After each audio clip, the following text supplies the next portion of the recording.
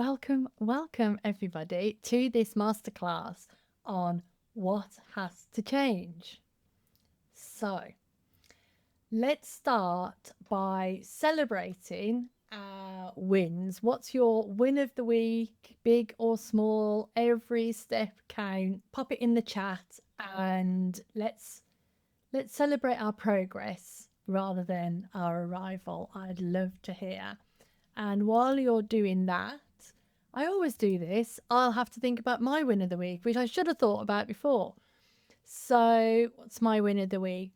My win of the week really is just starting back at work after the summer and motivating myself to get going.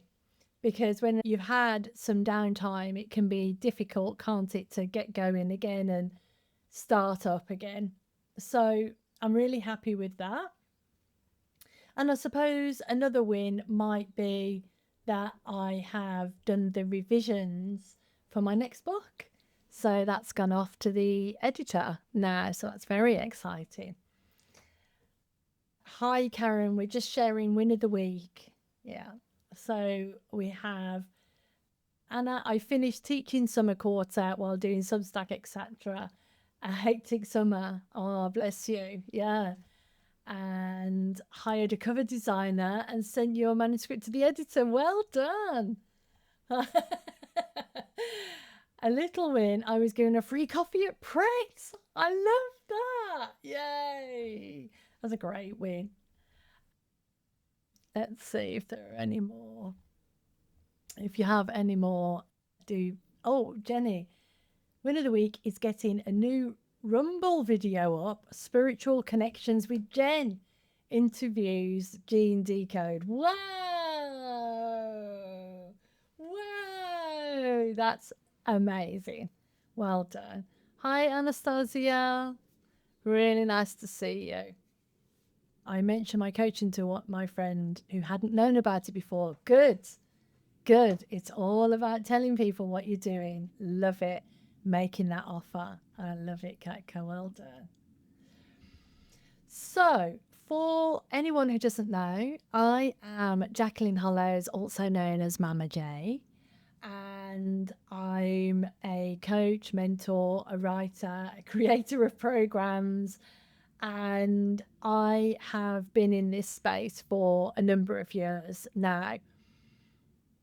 And what I'm doing currently is helping people to turn their passion into a sustainable income. Because what I found is many people who want to do heartfelt work do not often get paid for what they want to do. Or they find that they have to do a side project, or they think there's no money, or they're worried about charging people. And I'm here to tell you that I am like one step in front of you. so you're listening to someone who literally has had all those feelings and often still does have all those feelings. And I'm not a guru, I'm just someone who's been through some stuff, and I would love to help other people overcome those roadblocks and that stuff. I have written a couple of books, Wing of an Angel, which is my memoir from working in prisons, and Let Them Feel It, which is about an easy way to talk to people about your work. So if anybody needs access to that, let me know. You can have a free copy. So here we go. In this conversation, what needs to change? I've got a couple of myths for you that I would like to break. So first of all, it's the not enough trap. I can remember for years and years, I chased the qualifications, the certificates, the after school stuff, then degrees, then a master's degree. When I finished my degree, which was computer science and ergonomics, I got a 2-2. My mum died during my course, and I really struggled in my second year. So I got a very low mark in my second year, which meant that my overall mark was low. Plus, I chose computer programming, which was really hard. And I actually failed at that. And I got a 2-2. And if anybody knows about degree levels, there's a first class honours degree, there's a 2-1, 2-2, a third, a pass, and then a fail. So actually, a 2-2 is not bad. But I felt like I'd failed. I didn't think it was good enough. I was even embarrassed to tell people about that. And someone said to me, "Oh, get a master's degree and then you won't have to worry about your first degree," which was terrible advice, but I took it. So I went on and I did a master's degree. I studied for about 5 years with a young child, 5-year-old child, and a job. And so it was a difficult ask, but I did end up getting that master's degree. Eventually, I think I took a year out at some point. And then I still didn't feel like I had enough. I still felt like I needed to prove myself. And this was prior to any sort of understanding about the inside out nature of life. It was all when I was just like really trying to make it happen. And I don't remember why I suddenly had this insight. But I woke up one day and I thought, who am I actually proving myself to? So both my parents had died at that point, so I wasn't proving it to them. I was single, so I wasn't proving it to some partner. And I thought, it's me. I'm trying to prove myself to me. I don't need to get degrees and spend all this money and all this time to give me a qualification to tell me that I'm good enough. I could just be good enough. Now, of course, and you probably resonate with this, those feelings never quite go away.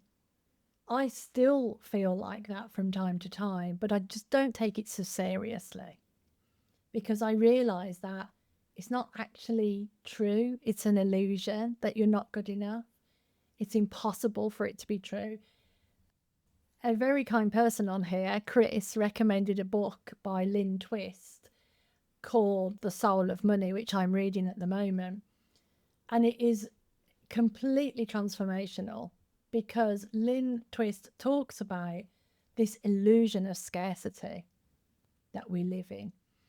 And it's more, never more prevalent than the illusion about ourselves and what we have and how we're not good enough. So that's the sort of starting point, the premise of where I want to go with this. So I'm going to ask you the question, put it in the chat, the answer to this question. What has to change?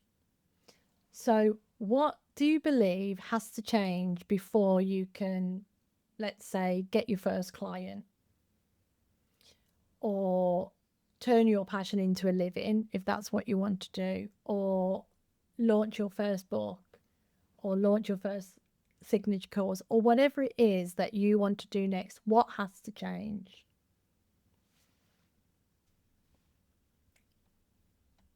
And while you're thinking about it, I'll tell you that often people say, I need more time or I need more money. I have to believe in myself. Love that, Chris. I have to decide to do it. Some people say I need more confidence or I need to feel motivated or feel inspired. Jenny says complete surrender. Complete surrender. That's interesting, Jenny. Tell me more about that. You can come off onto the call if you like. I surrender regularly. However, I've just put the word complete in capitals there because I believe I probably don't do it completely. Good, good. Yes, lovely, lovely. So you probably heard this as well. I need to feel inspired.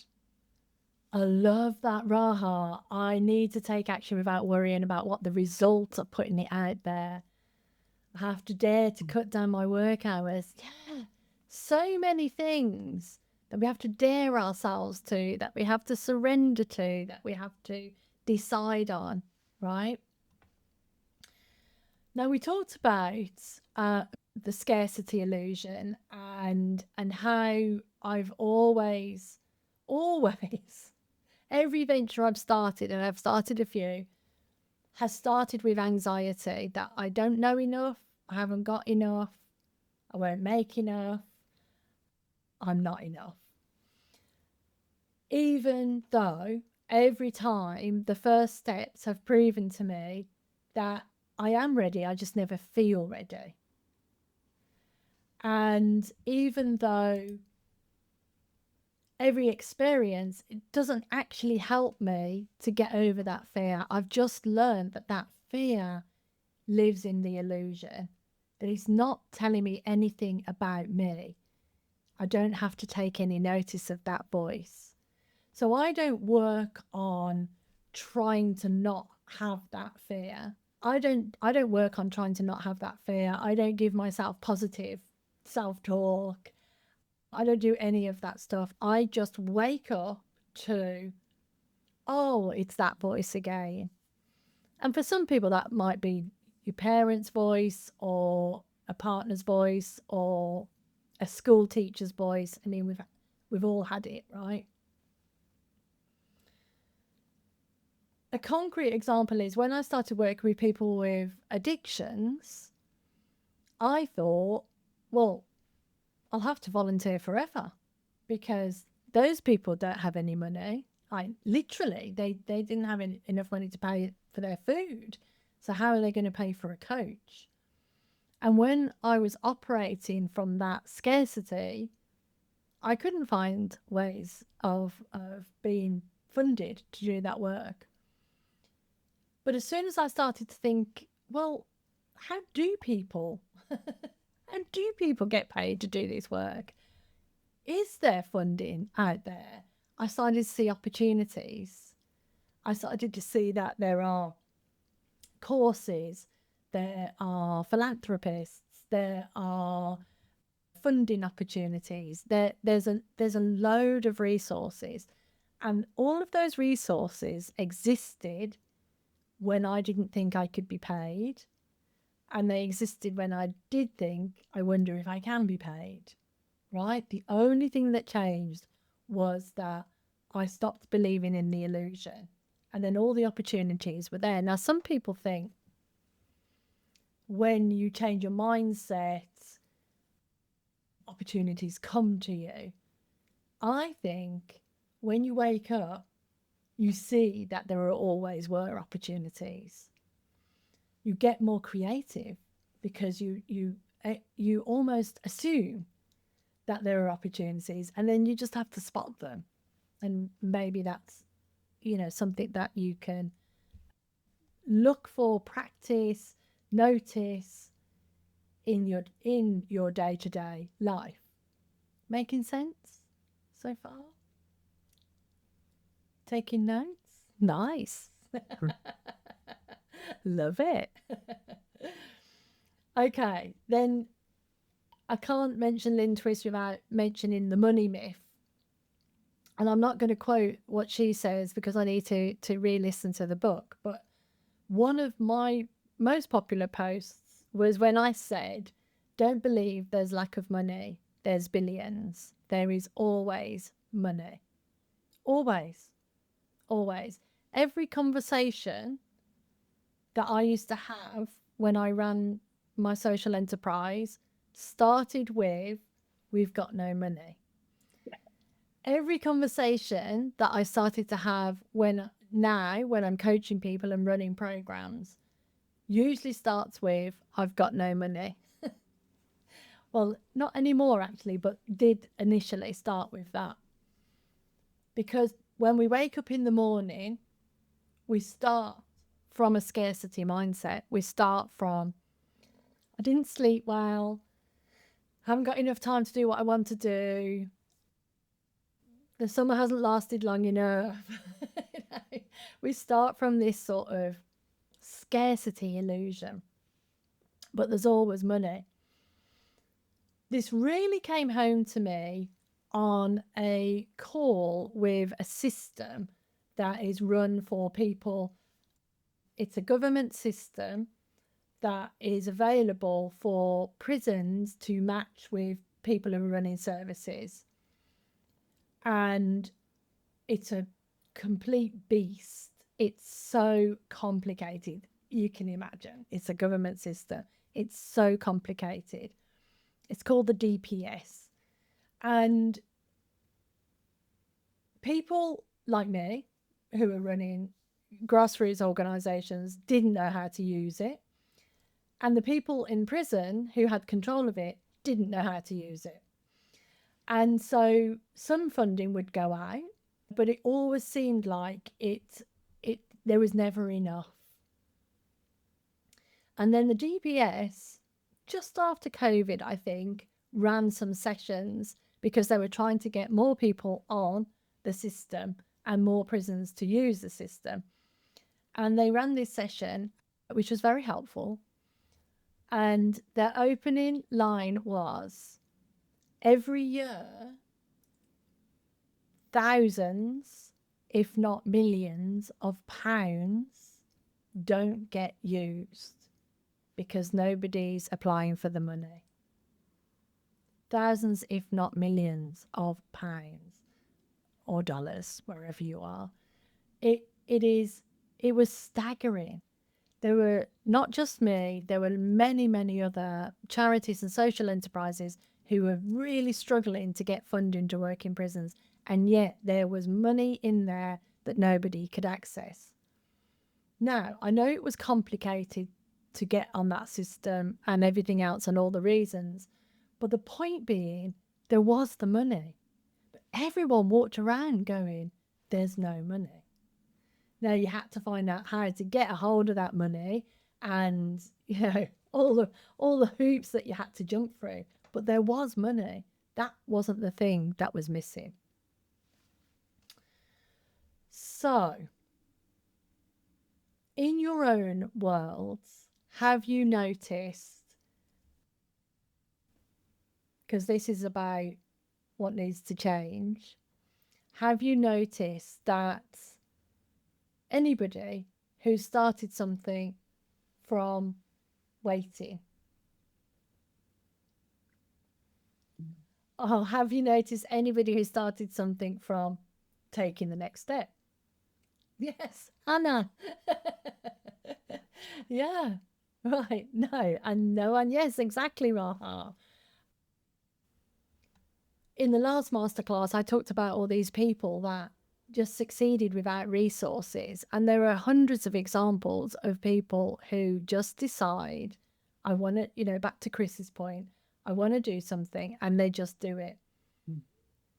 Whenever you're thinking, there's not enough money, there's not enough time, there's not enough, any scarcity thought, that's just an illusion. That's in your own way. And even if you can't see past that illusion because it seems true, my invitation to you is that you act as if it isn't true. So you have the illusion, there isn't enough time, for instance, and then you go, oh, what about if that wasn't true? Or there isn't enough money. What about if that wasn't true? And just see if something changes in your world. Because while you're battling the illusion, you really can't see the opportunity. It's a bigger struggle. You can, but it's a much bigger struggle. Anybody who knows the work that I do knows that I'll refer to the inside out way of seeing the world, that we are creating our reality. And the reason why I'm talking about this in particular is because I really see how we create that illusion. And there's no blame. It's not your fault. It's not my fault. It's a whole story embedded in our culture, in our schooling, in our governments, in our conversations, in everything. And so we start to live in that illusion as if it was true because we hear it all around. And when I had this massive insight the other day that it's really all an illusion, seriously, I then started to notice everybody starts a conversation with, oh, this happened and then that happened and then that happened. And, this person wasn't good enough because of this. And we're starting from that lack. So no wonder we see lack. We also, I think, tend to live, especially in the West, in a culture of not wanting to boast, not wanting to say, yeah, we're brilliant, we're amazing, we've got all this stuff. I think that's a way of holding us down. I don't go around saying I've got all this stuff, but I showed up to a call this morning and the people on the call were saying, wow, you're shining, you're buzzing. And it was a call where, we work with peers and we answer a problem that we've got. And I really couldn't think of a problem that I had. So I didn't bring a problem. I just gave them an update. But they could really see this shining. Am I always like this? No. But what I do then is I remember I'm the one who's creating that. If I'm living in lack, I'm creating that lack accidentally and innocently, but I don't have to stay there. And I sometimes play a game with myself. If I am struggling for money, for instance, and, let's say I need to pay the rent and I can't afford to pay the rent that month, which does happen, I get into massive insecurity.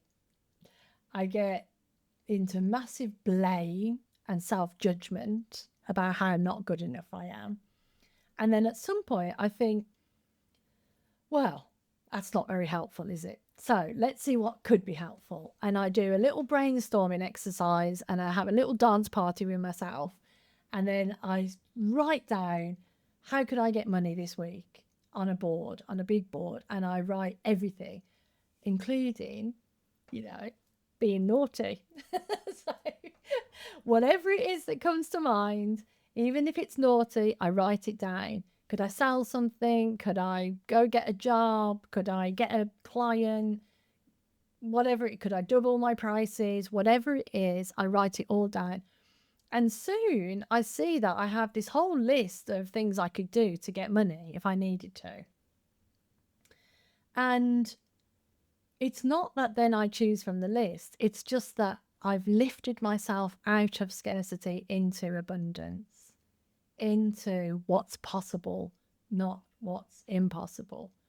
And you don't have to do that exercise, but your invitation is to think, okay, I'm here. What's going to help me go to here right now? Make sense? And if you're having a dance party, invite me. All right. Here's the plot twist. Nothing needs to change. Nothing. Nothing. Not your desire, not you, not your mindset, not your bank balance, not the weather, not your partner, not your clients. Nothing. Nothing. You already are enough. You already have enough. You already have amazing resources, an abundance of wisdom and power and passion and resilience. You already have all of that. Nothing needs to change. Not even changing your mind. Nothing. Guaranteed, if you even play with that idea, if you can't see it, that's okay. If you can't see it, if your mind's going, yeah, but, that's okay. Even if you played, what about if nothing had to change? Guaranteed something will change on the outside. because you will see something different. You will see an opportunity, you will get an insight, you will take an action. In some of my work, it might sound like, and maybe I've even been there, that I say, you know, take inspired action. And it might sound like taking action is the change, because movement does create the momentum. But it isn't even that. It isn't even things would be different if you took action. Like, it doesn't even have to be different. Nothing has to change. It's a little bit of a, I don't want to swear because I'm going to put this recording on YouTube, but you know what I mean, a mind. It's a little bit of one of those. But do you understand what I'm saying? What comes to mind? What thoughts, or you can tell me off if you like. Very relaxing.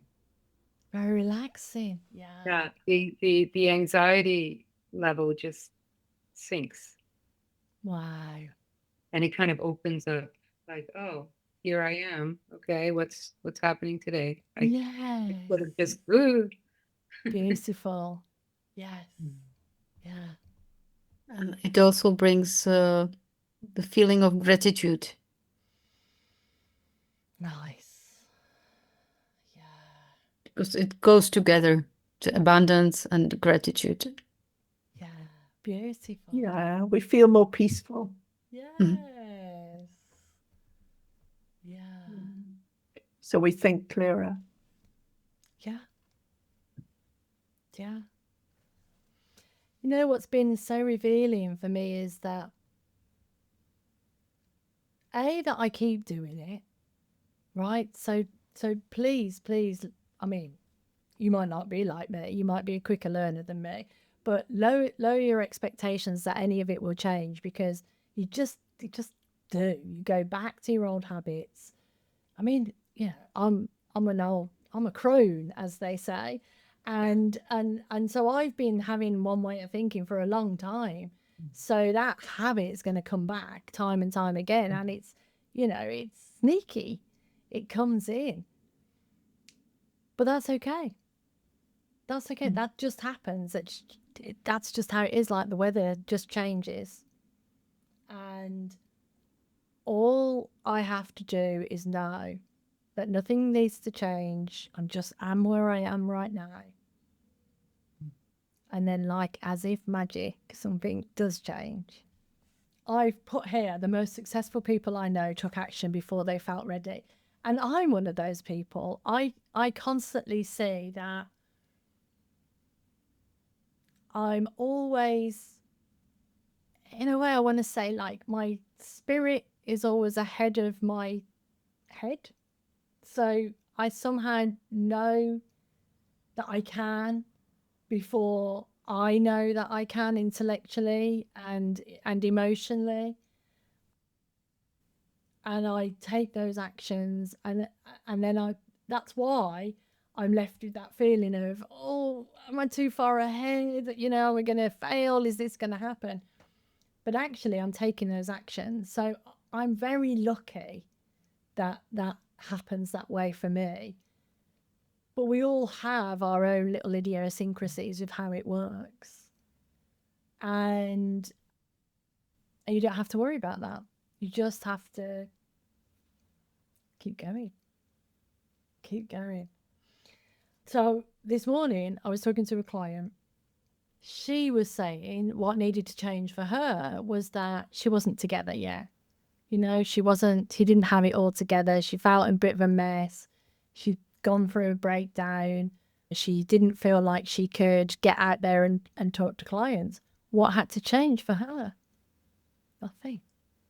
Nothing.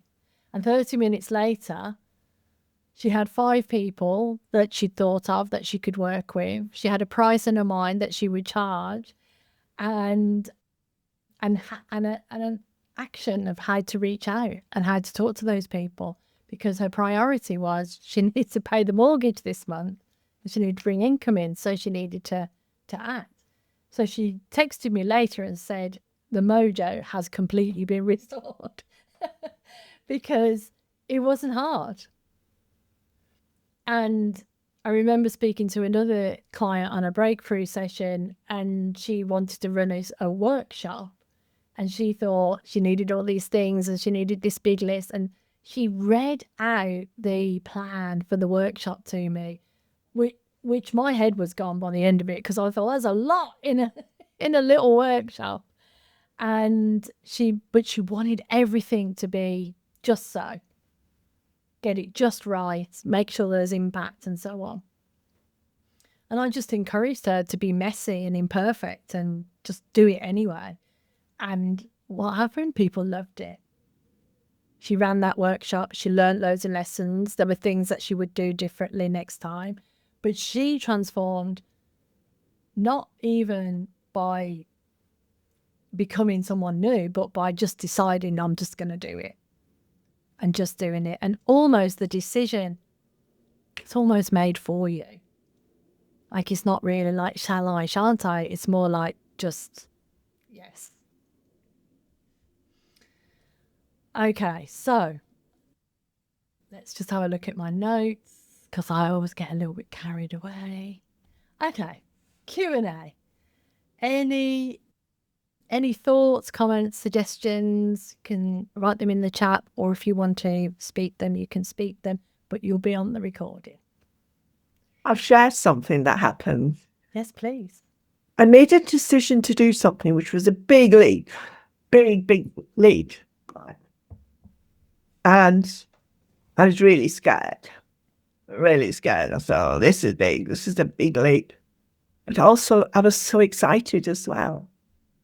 And it was a mixture between the excitement and the scared. And I couldn't tell which was which. And it took me a little while to do it. And in the end, I just, right, I've just got to do it anyway, which I did, you know. But I nearly got caught in the fear and the excitement, you know, which was which. And I nearly didn't do it for that reason. So, Brilliant. yeah. Brilliant example. Anybody else want to share, or any questions? Any roadblocks that you are struggling with right now? I'll help you right now. I think what you've shared today has really been so helpful for me, because I never feel ready. And I'm aware that I'm probably one of the greatest procrastinators in the world, because I just keep finding another thing that I need to do before I'll be ready.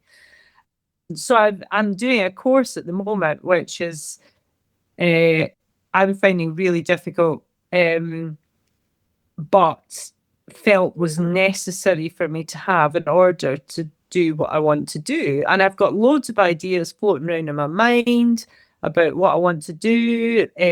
One of my passions is the therapist stuff, but it's also I would love to coach people. And I was on holiday last week, and I met a girl who I didn't really use the term coaching, but she's a friend of my husband's and now has become a friend of mine. And we spent quite a lot of time together, and I was basically telling her a lot of the stuff that I'd learned from you and others. And she said to me, when we were on holiday, I've had more peace than I've ever had. And I said, well, look, this is my dream. This is what I'd like to do. I'd like to coach. And she said, you'd be brilliant at that. She said, everyone would come to you and it would just be word of mouth. And I don't see that at all. I keep thinking, I'm not ready. I don't even know where to start.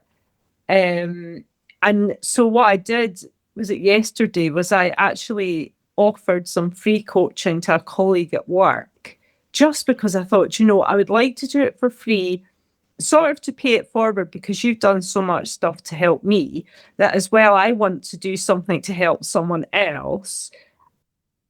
But also I want to learn along the way while I'm not charging someone, so that I can sort of fall into the pitfalls with someone that I'm coaching for free. So I was sort of quite excited about that. Yeah, brilliant. Because otherwise I'm never going to do it, Jacqueline. And it doesn't matter that you start for free. It matters that you start. You keep doing that, and then you look at what you've done, and you think, oh yeah, that worked well, that didn't work so well, and then you do another one, and then at some point you have to not do it for free. Absolutely, I think start, get your training wheels, and know that you can. Know that I can sit with someone. If someone says to you after talking to you, I feel more peace, then you've got something, right? And there's a value in that. But yes, nothing wrong with starting for free. Just don't do it for too long. I won't let you anyway. Thanks for that. Thank you. Back in the day when I ran my social enterprise, it was called Beyond Recovery. And we did a weekly podcast. One of the guys that worked with us used to turn these webinars into a podcast, and so we would do that every week, and we did it for quite a long time. And then he stopped doing that, and it was too much for me to carry on, and we were still paying for it, and I didn't think anyone was listening to it, so I took it all down.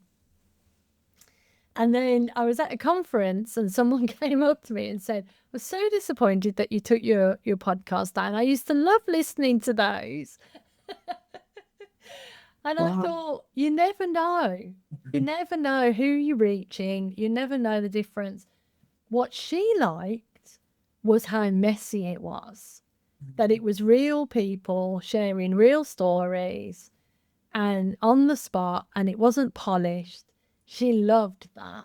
And that really helped me to see, we don't have to have all this polished stuff. People crave realness. Yeah. The lady I worked with earlier today said, well, how can I show up when my energy is low and my energy is not full on? And I said, you're showing up real. You don't have to pretend, oh, she is really positive. She's a really full on person normally, but you don't have to turn up like that. You can turn up as you are, because the universe is a magical place, and that mood might be just what that person needs today. It might be that a full-on version, the full-on me, can be too much sometimes for people. It might be that when I coach from a place where I'm not quite feeling it, actually that's more helpful to that person in front of me. I really see that we're divinely matched. The people turn up that are meant to turn up and be there. So who are we to say, oh, I can't do it now because I'm not perfect or not ready or not enough?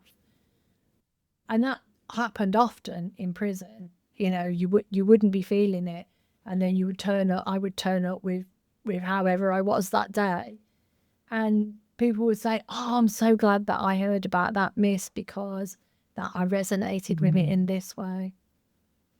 So we are not in charge of that. We're in charge of bringing our light, regardless to whether it feels dimmed, and allowing the work of our soul, the work of our hearts to be out there in the world. And you don't have to know what it is. People are always looking for, I don't really know what my purpose is yet, or I don't really know, I'm going to try this. Or even that's made up. You do what's occurring to you, and you're already perfect. You're already exactly where you're meant to be, so it will work out. And it's the step. You either learn from it, or you see, oh, I don't really like doing that. There's things that I don't do now that I no longer want to do. But you learn along the way. It doesn't come to you as a download. Not many people get, this is what I'm going to do, and that's it.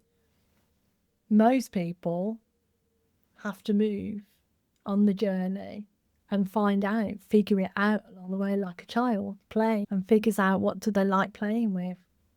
Beautiful.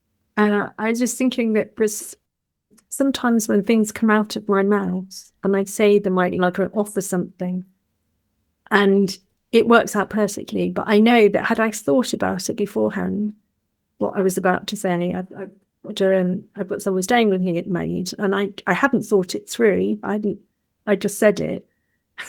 And afterwards I was thinking, but how will that work? How is that going to work? And it's worked perfectly. But I could so easily have talked myself out of it. Brilliant point. Absolutely. Absolutely. And that's the same with me. There's so many things that I wouldn't have done if I'd have thought about them first. That reminds me of, I have told this story before, so apologies if you've heard it. But we were in a group in prison, and one of the lads got really offended. So we teach material which was written by a man called Sydney Banks, and this man got really offended by Sydney Banks. So he was adamant that this Sydney Banks was charlatan, and he got very offended and he got very upset and shouty, and had to leave. We had to escort him out of the room and all sorts of things. And after the group, my colleague and I were like, what are we going to do about him? We need to, he can't come back and upset the group this way, but, don't really know what to do. And we talked through all the things that we thought we could do. And as we were walking along the sort of parade ground towards our offices, this guy was out there being escorted by somebody, which is really unusual. Didn't expect to meet, and bumped into him. And he said, I'm so sorry. I really shouldn't have had that outburst. I don't know what happened to me. I'm so sorry. I still don't like that guy, but I'm sorry. I shouldn't have outburst. So that's the first part. It was taken care, the how to, all the things that we were thinking about that we might say, that was all off the table now, because that was all taken care of. We didn't need to do any of that. And then he came back to group the next week, and we didn't mention any of that. And then he started talking about a relationship problem he was having. And the reason why he was so upset, he was studying to be a Muslim, and he felt like the teachings that we were sharing were at odds with his faith. So that's why he got so upset.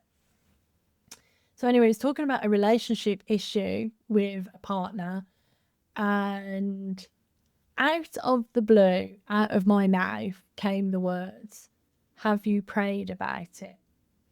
Now, those are not words that I would normally use, not words that I would use for myself, but that's what came out of my mouth.